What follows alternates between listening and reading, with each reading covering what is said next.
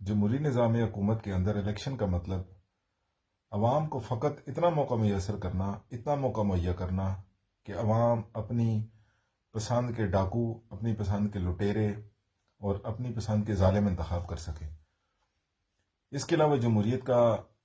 ہمیں آج تک مطلب سمجھ میں نہیں آ سکا۔ ممکن ہے کہ ہم جمہوریت کے والے سے غلط فہمی کا شکار ہوں، اور اگر کوئی جمہوریت کا عاشق، جمہوریت کا دل دادا، جمہوریت کا مداح یہ سمجھتا ہے کہ ہم جمہوریت کے حوالے سے غلط فہمی کا شکار ہیں، تو وہ ہماری غلط فہمی دور کرنے کے لیے جمہوریت سے عوام کو حاصل ہونے والے فوائد جو ہے وہ ان کے حوالے سے ایک لسٹ بنائے، اور اس کے حوالے سے جتنے بھی فوائد آج تک 75-76 سال سے پاکستان کی سرزمین پر کم از کم جمہوری نظام حکومت سے عوام کو جو فوائد حاصل ہوئے ہیں وہ ان کو ضرور عوام تک پہنچایا جائے، تاکہ ہم جیسے لوگوں کو جمہوریت کے حوالے سے جو غلط فہمی ہے وہ اس کا ازالہ کیا جا سکے، اور اس غلط فہمی کو دور کیا جا سکے۔ جبکہ جمہوری نظام حکومت کی تشریح تو یہ ہے کہ یہ عوام کی حکومت ہے، عوام کے لیے، عوام پر، جبکہ عوام ہی وہ طبقہ ہے کہ یہ جمہوری نظام حکومت عوام کے بل پوتے پر قائم کیا جاتا ہے، اور اس کا نام بھی اسی لیے جمہوری نظام حکومت رکھا گیا ہے کہ عوام بنیادی طور پر کہتے ہیں کہ عوام کو حق حکومت حاصل ہے، جو کہ اسلام کی نظر میں ازرو اسلام، ازرو قرآن، یہ ایک باطل نظریہ ہے کہ حق حکومت عوام کو حاصل ہے، جبکہ ازرو اسلام، ازرو قرآن، حق حکومت فقط خالق کو حاصل ہے جس نے مخلوق کو پیدا کیا ہے، یعنی وہ خالق جس نے اپنی مخلوق کو پیدا کیا ہے اس مخلوق پر حکومت کا حق، حکم چلانے کا حق، یہ صرف خالق کو ہے، اور خالق کیونکہ خود نظر نہیں آتا، خالق کیونکہ وجود نہیں رکھتا، لہذا خالق اپنی حکومت اپنے نمائندوں کے ذریعے عوام پر قائم کرتا ہے، یعنی وہ شخصیات، وہ ڈیوائن پرسنالٹیز جن کے اندر الہی خصوصیات موجود ہوں، وہ شخصیات اس اللہ کا نمائندہ بن کر اللہ کی حکومت کو عوام پر نافذ کرتے ہیں۔ یہ ہے اسلامی نظام حکومت کا کانسیپٹ۔ اور عوامی حکومت کا کانسیپٹ، یہ جمہوری نظام حکومت کا کانسیپٹ یہ ہے کہ عوام بذات خود اپنے اوپر حق حکومت رکھتے ہیں،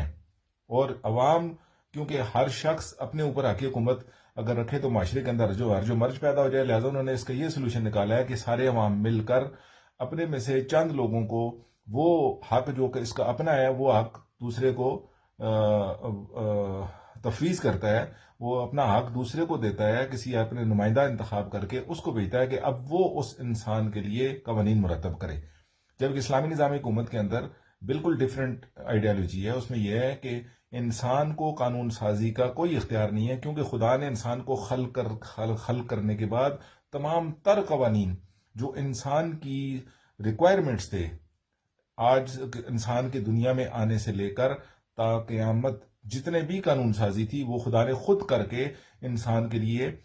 بھیج دی ہے اپنی ڈیوائن شخصیات کے ذریعے، جیسے انبیاء کے ذریعے، اور خصوصاً رسول خدا صلی اللہ علیہ وسلم کے بعد وہ منشور، وہ قوانین، وہ تکمیل تک وہ پہنچانے کے بعد خدا نے ان کو انسانوں کے لیے ابلاغ کروا دیا رسول خدا کی زبان سے۔ یہ ہے اسلامی نظام حکومت۔ لیکن جمہوری نظام حکومت کی اگر اس ڈیفینیشن کو بھی مد نظر رکھا جائے تو اس ڈیفینیشن کے مطابق بھی عوام کے بل پوتے پر یہ نظام قائم کیا جاتا ہے، اور عوام ہی سب سے زیادہ خسارے میں۔ اگر یہ بات لاجیکل نہیں ہے، اگر کسی کے پاس اس حوالے سے ٹھوس شواہد موجود ہیں، اگر کسی کے پاس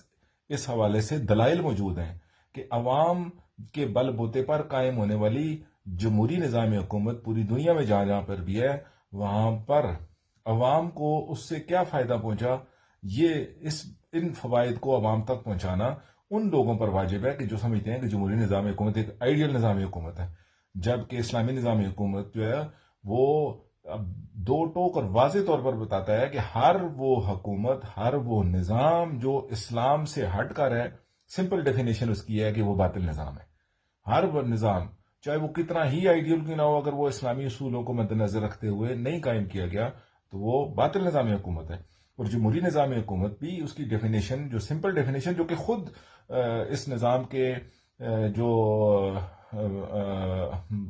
دعوے دار ہیں وہ خود اس کی ڈیفینیشن کرتے ہیں کہ جمہوری نظام حکومت کا مطلب عوام کی حکومت عوام پر، یعنی عوام کی اپنی حکومت عوام پر، عوام اپنے اوپر خود کی حکومت رکھتے ہیں. جبکہ اسلامی نظام حکومت سمپل ڈیفینیشن، قطع نظر کسی روایت کے، قطع نظر کسی آیت کے، ایک سمپل کامن سینس کی بات یہ ہے، عوامی ایک سوچ کے مطابق اگر ہم بات کریں تو عام فہم اگر ہم بات کریں تو اس کا مطلب یہ ہے کہ انسان کو جو خلق کرے گا وہ انسان کو خلق کرنے والا خالق ہی اس کے لیے بہترین قانون سازی کر سکتا ہے، اس کے لیے بہترین قانون بنا سکتا ہے. اس کی چھوٹی سی مثال ہم دیتے چلیں عام دنیا داری کے حساب سے، ایک عام فہم سمجھنے کے لیے، ایک عام بندے کے سمجھ میں بھی جو بات آ سکے کہ یہ جو موبائل جو اس وقت میرے ہاتھ میں ہے، یہ جو کوئی بھی ایک ڈیوائس اس دنیا کے اندر، کوئی بھی جو موجد جب اس کو ایجاد کرتا ہے تو وہ موجد اس کو ڈیوائس کو ایجاد کرنے کے بعد، کسی مشین کو ایجاد کرنے کے بعد اس کو ایسے ہی مارکیٹ میں نہیں بھیج دیتا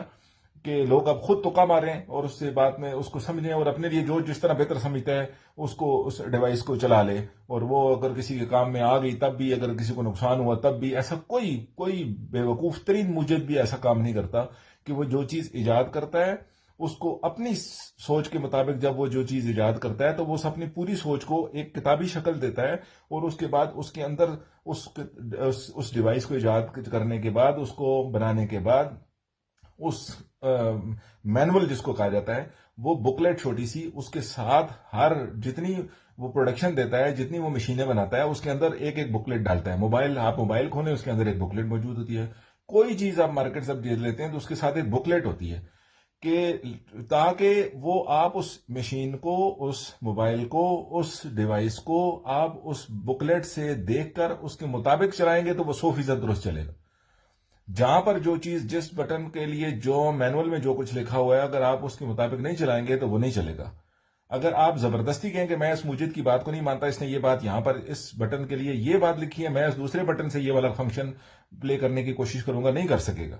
کیونکہ موجد کو حق ہے کہ وہ جو چیز اس نے بنائی ہے اس کو پتا ہے کہ میں نے کون سی چیز کہاں رکھی ہے، کس بٹن کے نیچے کون سی چیز رکھی ہے، لہذا اور کس پرزے کا کیا کام ہے. اسی طرح انسان کا خالق، انسان کا موجد جو ہے وہ خدا کی ذات ہے، اللہ ہے. تو اللہ نے انسان کے لیے جو مینول قوانین جو بنا کے بھیجے ہیں، جو منشور بنا کے بھیجا ہے، دور حاضر میں 1400 سال سے جو آخری دین خدا نے، جو آخری منشور اور آخری قانون سازی کر کے خدا نے بھیجی ہے، وہ ایک کمپریہنسو اور ایک کمپلیٹ دین بنا کے بھیجا ہے، وہ اسلام کی صورت میں ہے، اور وہ رسول خدا صلی اللہ علیہ وسلم کے نے ہم تک پہنچایا ہے. اور یہ وہ مینول ہے جو انسان کے لیے ایک کمپلیٹ مینول آج کے زمانے کے اندر انسان کو، اس مشین کو 100% درست بغیر کسی نقصان کے چلانے کے لیے اور آئیڈیل رزلٹ دینے کے لیے، اور یہ تاکہ یہ خدا نے اس مشین کو، اس انسان کو جو خلق کیا ہے، اور ہر موجد جو ہے وہ اپنی کوئی بھی چیز جو پروڈکٹ تیار کرتا ہے، خلق کرتا ہے، اس کا پیچھے اس کا کوئی مقصد ہوتا ہے، اس کا کوئی پرپز ہوتا ہے کہ میں نے یہ کس لیے بنایا ہے. موبائل اگر بنایا تو اس کا ایک پرپز ہے، آپ وہی کام لے سکتے ہیں جس کے لیے وہ بنایا گیا ہے. مشین اگر بنائی، واشنگ مشین ہے، اس کا ایک اپنا پرپز ہے. ڈرائر ہے، اس کا ایک اپنا پرپز ہے. لیپ ٹاپ ہے، اس کا ایک اپنا پرپز ہے.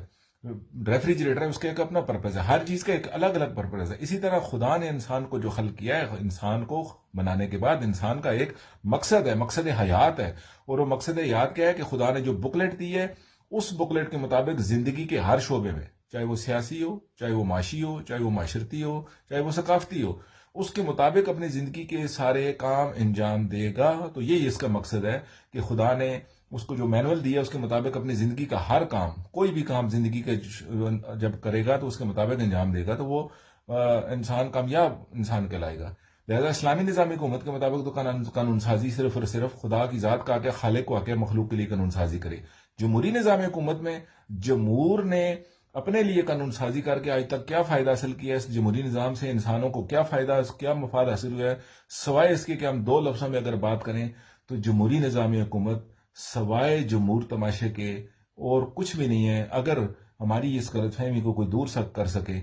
تو ہم اس کے شکر گزار ہوں گے کہ اس جمہوری نظام حکومت کے فوائد ہم تک پہنچائے. ہم اسلامی نظام حکومت کے فوائد چند سیکنڈ میں، چند منٹوں میں جو کچھ ہم ایک لاجیکل بنیادوں پر بتانا چاہ سکتے تھے ہم نے وہ بتایا. اس پہ سیر اصل گفتگو کی جا سکتی ہے، لیکن مختصر ایک عام فہم ایک انسان کا بعض اوقات کسی ایک نقطے سے بھی بات واضح ہو سکتی ہے. لہٰذا ہم سمجھتے ہیں کہ جمہوری نظام حکومت یعنی جمہور تماشا.